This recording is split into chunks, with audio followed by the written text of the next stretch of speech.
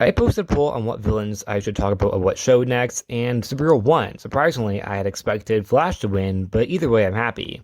Starting off with Lex Luthor, I think Lex Luthor was great on the show. John Cryer, I thought, was great as Lex Luthor, which was very surprising because when he was casted, I was very, very scared. I thought he would be horrible, but he really, really wasn't. In fact, I thought he was great. But overall, I think the character is really, really good on the show. However, I will say this. I think he was a little bit overused by the point the show ended, as I felt as if by the final season he really just didn't need to be a part of the story anymore. But in that, I thought he was very interesting. I like that his dynamic with Supergirl is different than his dynamic with Superman. This idea that instead of killing the people close to him, he instead decides to, have the people close to Supergirl either betray her or feel betrayed by her, which I think is more emotional than just killing them. Of course, opinions always vary, but I do like this idea that Lex Luthor has a very different dynamic with her than Superman, which kind of, I think, makes him both a great villain for her and him. It doesn't overshadow either of them, because I really feel like Lex Luthor can work as both. As Lex Luthor in the comics has always had a very long history of Supergirl himself. As a lot of times, Lex Luthor is usually generally said to be only a Superman villain, but in reality, Lex Luthor has had a lot of history with Supergirl too in the comics, to the point where Supergirl has considered him a friend at points, and even potential love interest, which was really, really awkward. Lex Luthor, in my opinion, was a great villain on the show, and overall, I think the character, while he did definitely burned out by the final season, I generally thought the character was amazing, and probably my favorite villain on the show. Astra. I'll be honest, I absolutely hated Astra. I didn't like a single thing about her. I'll be straight up. I did not like a single thing about her. I did not like her hair streak. That was very obviously fake. I did not like her outfit. I did not like her powers. I did not like the acting of the actress who portrayed her. I did not like a single thing about Astra. The only thing I liked about her is when she got murdered, and I liked the aftermath of that. I liked that Alex had to tell Kara that she was the one who killed her, and I thought that was very good for character development and things that Alex generally had to do that Kara, of course, was going to be upset by. Other than that, I really dislike Astra. I thought she was a horrible villain. She's not from the comics, so I can't even try to, defend it from that perspective. She just generally was just a very, very bad villain. Reign. I was very scared when Reign was brought up as a potential villain on Supergirl, and then it turned out she was going to be the villain of Supergirl Season 3. So I was really nervous due to the fact that their previous work with evil Kryptonians was very, very bad. Very bad. But Reign is oddly the exact opposite than Astra. I thought Reign was a great villain, and it made me actually appreciate evil Kryptonians. I thought she was a great evil Kryptonian. I like that she wasn't a Bizarro Supergirl type character. Because I feel as if they kind of were... I was scared they were going to go in that direction, because in the comics there was kind of like a bit of that with Reign. But I think Reign on the show was weirdly better than Reign in the comics even. I generally thought Reign was amazing. And I also thought the character deserved to come back. And I'm really sad the character only returned for one single episode after Season 3. As I feel as if she deserved to be kind of like Supergirl's Reverse Flash, as I feel that is just how good Reign really was.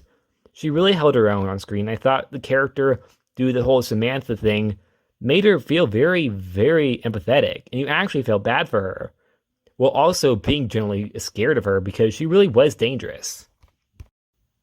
Non. Same as Astra. Horrible. I will admit, I think he was slightly better than Astra. I thought the actor who played Non was slightly better than the actress who played Astra, but still, I hated him. And while I do appreciate that he's at least a character from the comics unlike Astra, he was still just really, really bad. Even if I will admit he was slightly better than Astra. Nxyly. I had a lot of problems with the final season of Supergirl, and mostly I had a lot of dislikes. And when it comes down to what I liked and what I disliked, I probably disliked more than I liked. But I will say one of the things I did like was Nyxly. I thought Nyxly was actually a pretty good villain. I think the actor who played her really, really brought a lot of just charismatic, of just emotions when it comes down to her portrayal of the character. I thought she really brought a lot to the table and made Nyxly a very interesting villain. Well, I think a lot of people had problems with the fact that Nyxly was very much like a female Mr. Mxyly. Nyxly is from the comics, however, she is very, very different. but personally I was okay with it. Mr. Mxyly did appear in the final season as well. However, his character did kind of just disappear randomly. Like he died, but then they never mentioned he died again. Either way, Nxyly I thought was a very good villain. However, I will say this, I do think the character was kind of overshadowed by Lex Luthor, but not to the degree as like Leviathan was overshadowed by Lex Luthor. So Nyxly I thought still got to have her own moments, and I really liked the way that she outsmarted Nia. And I thought her appeal to Nia was very like practical and very interesting. The fact that she actually made Nia an offer that she couldn't refuse. So I thought that her tricks and mischievousness was both very predictable, but not predictable.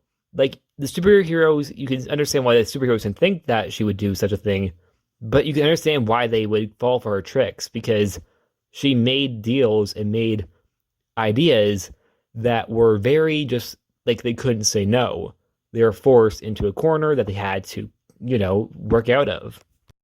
Agent Liberty. I thought Agent Liberty was a very realistic character and a very scary one to the capacity as in you are very much aware that there are people like this in the real world, but actually seeing that be realistic and be imagined in a different capacity for superheroes does actually make you really think about the real world and what comes down to how there are people really like Ben Lockwood walking around.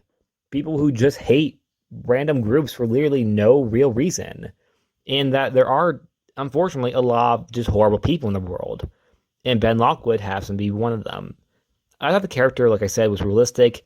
And while I like the commentary and the switching out the idea of placing aliens in the placeholder of different groups, I thought it worked as that is typically something that does happen a lot of times in comics when they want to make a commentary, like mutants. So I like that. Overall, I think the character is one of those characters you love to hate.